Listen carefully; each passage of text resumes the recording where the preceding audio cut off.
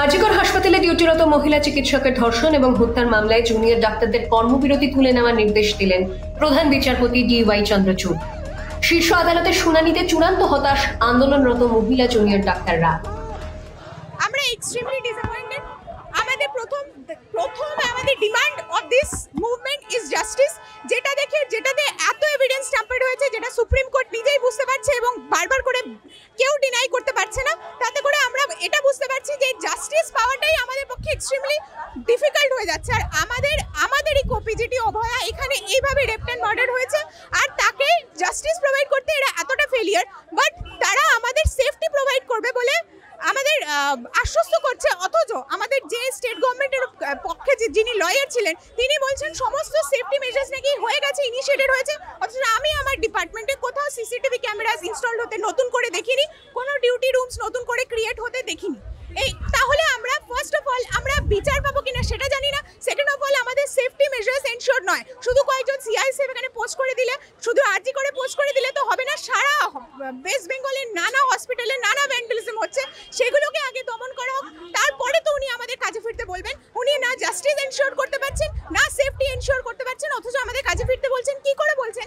যেখানে আমারই কোপিজিটি এইভাবে রেপ অ্যান্ড মার্ডার হয়েছে, আমিও তো হয়ে যেতে পারি যে কোনো মুহূর্তে, তাহলে আমরা কাজে ফিরতে কি করে পারবো?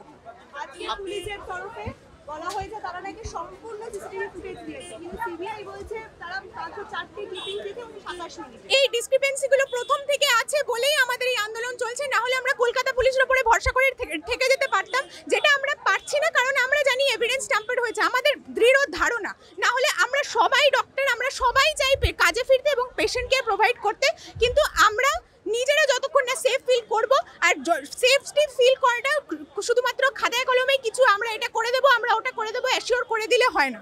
আর পেশেন্ট কেয়ার প্রোভাইডের ব্যাপারে যে মিথ্যে কথাটা বলা হচ্ছে, যে মিথ্যে ডেটা দেওয়া হচ্ছে, এতগুলো হসপিটাল আছে যেখানে শুধু সিনিয়র ডক্টরসরাই পোস্টেড।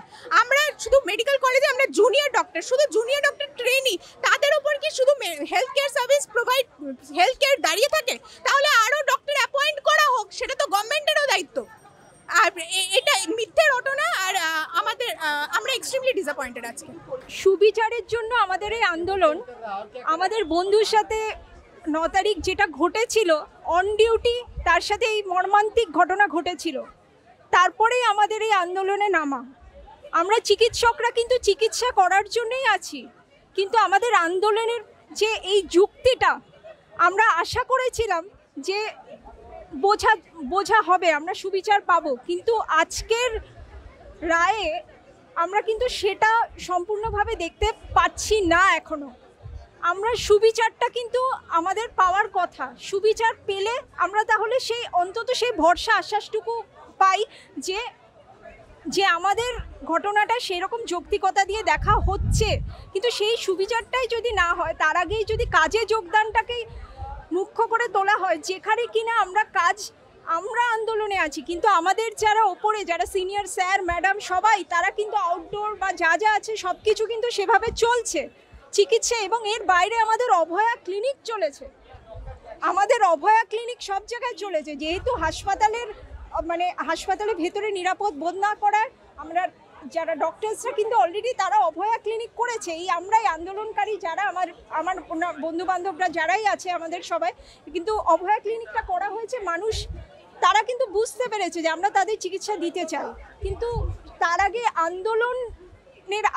আন্দোলনের লক্ষ্যটা, যে কারণে আমাদের আন্দোলনে নামা, সেই লক্ষ্যটা পূর্ণ হওয়ার আগেই, যেখানে সুবিচারটা না পাওয়ার আগেই, যেখানে আমাদের কাজে যোগদান করাটাই মুখ্য হিসেবে দেখা হচ্ছে, তাহলে আমাদের যেটা মনে হয় যে সুবিচার পাওয়াটা আগে বেশি প্রয়োজন। হ্যাঁ, এটা জিবি মিটিং, যারা আমাদের একদম ফ্রন্ট সাইডে যারা আছেন আমাদের, তারা মিটিং আমাদের ডাকবেন, সবাইকে ডেকে ডিসকাশন হয়, তারপরে এটা বলা যাবে। এইটা আমি বিশেষ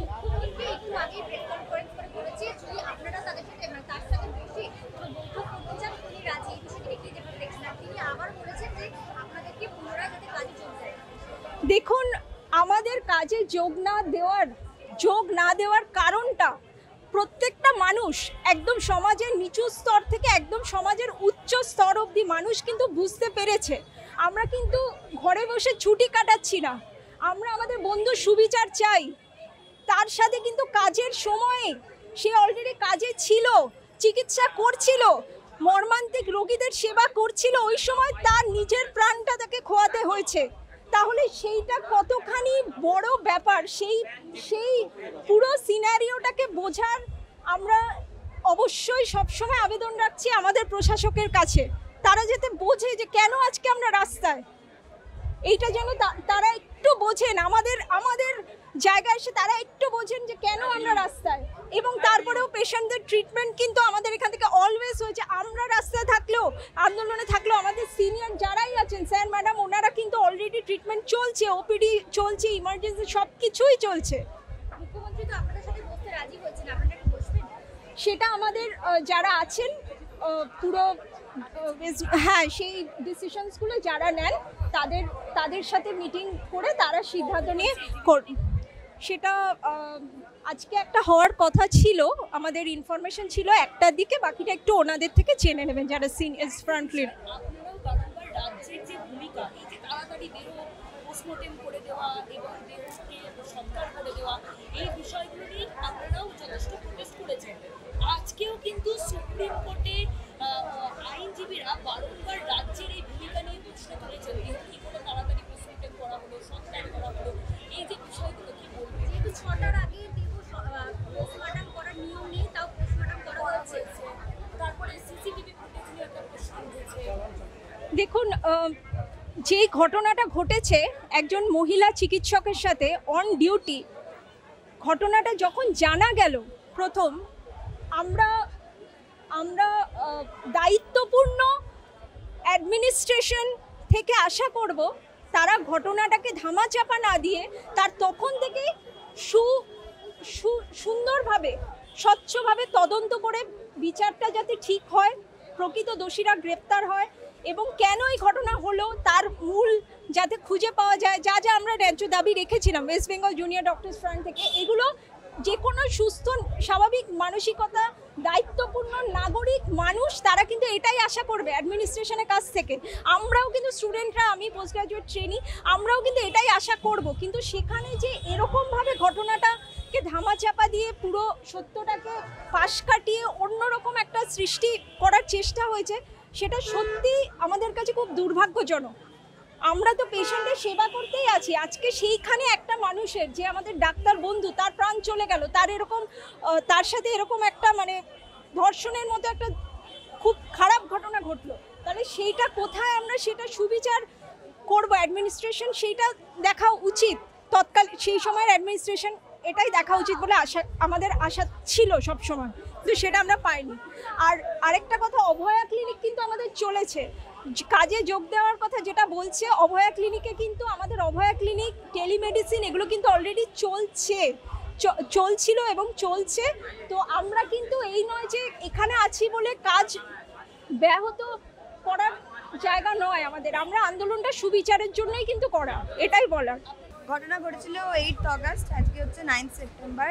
আমি সহ প্রত্যেকটা আন্দোলনকারী, সে ডক্টর ফ্রেটার্নিটি থেকে হোক কিংবা কোনো মেডিকোজ হোক, জনসাধারণ থেকে আরম্ভ করে প্রত্যেক স্তরের মানুষ ভেবেছিল আজকে হয়তো বিচার আসবে বা বিচারের আলো আজকে একটু হলেও আমরা সেই আলোর সন্ধান পাবো।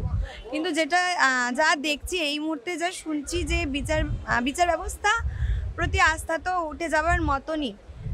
তো আমাদের একটা মিটিং হচ্ছেও হয়তো, তো সেই মিটিংয়ে আমরা আলোচনা করে দেখি যে আমরা এর পরবর্তী পদক্ষেপ কি হতে পারে। বিচার তো আমাদের ছিনিয়ে আনতেই হবে। এইরকম পরিস্থিতিতে, প্রতিকূল পরিস্থিতিতে আন্দোলন জোরালো হবে, কিন্তু তার প্রস্তুতি কিভাবে নেব এবং সেটা কিভাবে হবে, আন্দোলনের মোডটা কি, সেটা আমরা কিছুক্ষণ পরে আলোচনা করে জানাবো।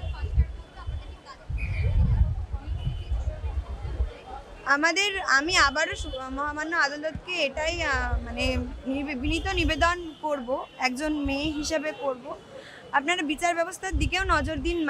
আজ 1 মাস হয়ে গেল, আমরা তো এখানে আন্দোলনটা খুব কষ্ট করেই চালাচ্ছি, এমন তো নয় এখানে খুব আরাম করে আছি, তা নয়।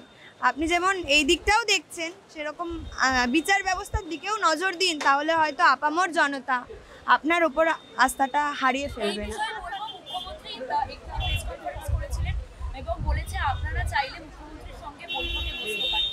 মুখ্যমন্ত্রীর সাথে বৈঠকে তো আমরা প্রথম দিন উনি যদি বসতেই চাইতেন তাহলে তো একদিন আমাদের সাথে এখানে এসে কথা বলতে পারতেন। আমরা তো এটাই মানে আশা রেখেছিলাম যে উনি রাজ্যের মুখ্যমন্ত্রী হয়ে মানে মুখ্য পজিশনে থেকে আমাদের সাথে কথা বলবেন, রাজ্যের অভিভাবক হিসাবে আমাদের সাথে কথা বলবেন। উনি আমাদেরও অভিভাবক, যিনি শহীদ হয়েছেন তিলোত্তমা তারও অভিভাবক, কিন্তু সেই ভূমিকায় আমরা তাকে দেখতে পাইনি। 23 জনের মৃত্যু আর 6 লক্ষ, 23 জনের মৃত্যু আর 6 লক্ষ মানুষ পরিবেশ রোগীকে পরিষেবা দেওয়ার জন্য, সুষ্ঠু পরিষেবার জন্য আমরা বিভিন্নভাবে বরাবর, আজ নতুন নয়, রোগী পরিষেবা সুন্দরভাবে করার জন্য, সুষ্ঠু পরিকাঠামো দেওয়ার জন্য, পর্যাপ্ত পরিমাণে পরিকাঠামো দেওয়ার জন্য এর আগেও বহুবার বহু আন্দোলনে আমরা এই পয়েন্ট হাইলাইট করেছি। আমরা বহুবার বিভিন্ন রকম দাবি রেখেছি যে আমাদের রোগী পরিষেবা চালানোর জন্য সুষ্ঠু পরিবেশ দিন, পরিকাঠামো দিন। এটা আজ নতুন নয়। আমি ওনাকে বলবো, আপনি দেখুন চিকিৎসা ব্যবস্থার পরিকাঠামো কিভাবে আরও উন্নত করা যায়, যাতে করে কোনো জায়গাতে কোনো মৃত্যুই না ঘটে, কারণ মৃত্যু কখনো কাম্য নয়। আমরা প্রাণ বাঁচাতেই এখানে আছি। আজকে আন্দোলনের কি মানে গতিপথ হতে চলেছে বা আমরা কিভাবে আন্দোলন চালাবো, কারণ এই আন্দোলন তো শুধু ডাক্তাররা এখন চায় তা নয়, এই আন্দোলন কিন্তু জনসাধারণ, জনগণ সবাই চায়। মানে আপনি দেখুন, মানে রিক্সার শ্রমিক তারাও রাস্তায় নেমেছে তাদের রিক্সা নিয়ে, যে এই আন্দোলন যেন চলে, এই আন্দোলন ততক্ষণ অবধি চলে যতক্ষণ বিচার না পায়। তাই জন্য আমরা আলোচনা করি যে আন্দোলন তো চলবে, বিচার আমরা ছিনিয়েই নেব, কিন্তু সেটা কিভাবে, তার কি কি পদক্ষেপ হতে চলেছে এবং তার কি কি মোড, সেটা আমরা আলোচনা সাপেক্ষে